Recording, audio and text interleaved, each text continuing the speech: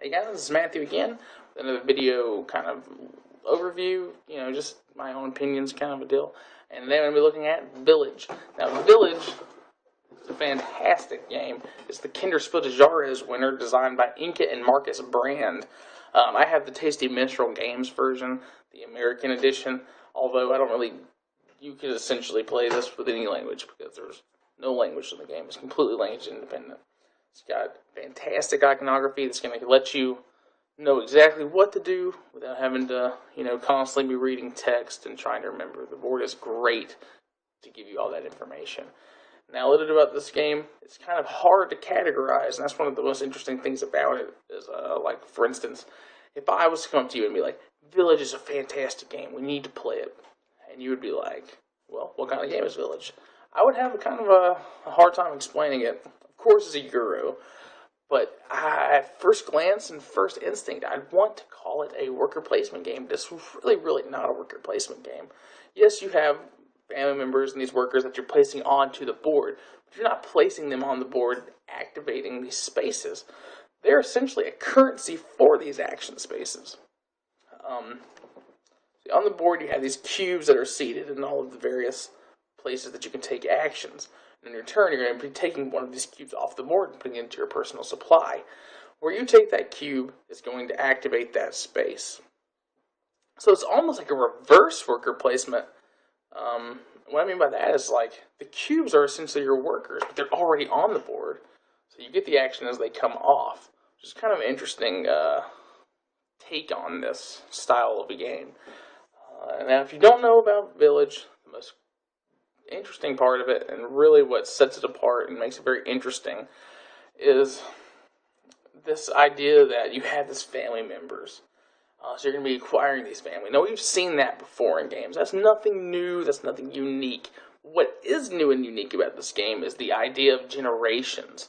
Is that your older generation have existed longer within the time of the game. And as do all things in life, they will eventually die. One of the big currencies of the game is time.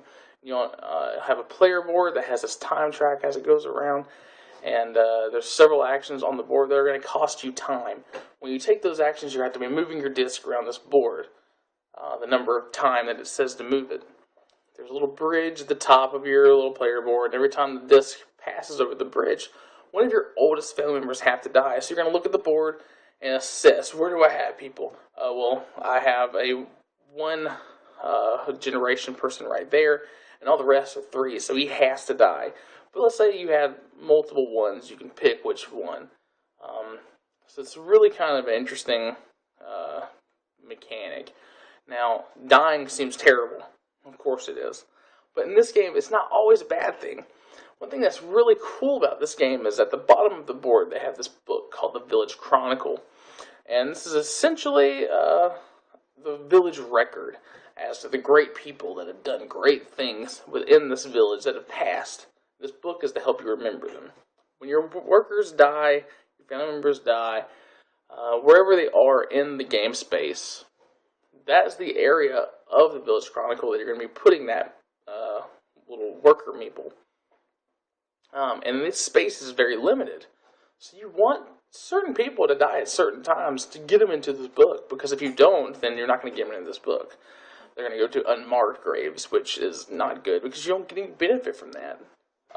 Getting people into the Village Chronicle has benefit. You're going to score lots of points at the end of the game. And on to the points of this game. The very point itself is points. This is totally just a victory point scoring game. There's lots of things that you can do to score these points, including that Village Chronicle. But things like selling goods at the market, doing well in the church or in the council building, or sending your family out into the wilds, leaving the village, having them explore and find themselves being great explorers. But, it's all this cool little mechanical little puzzle, I guess.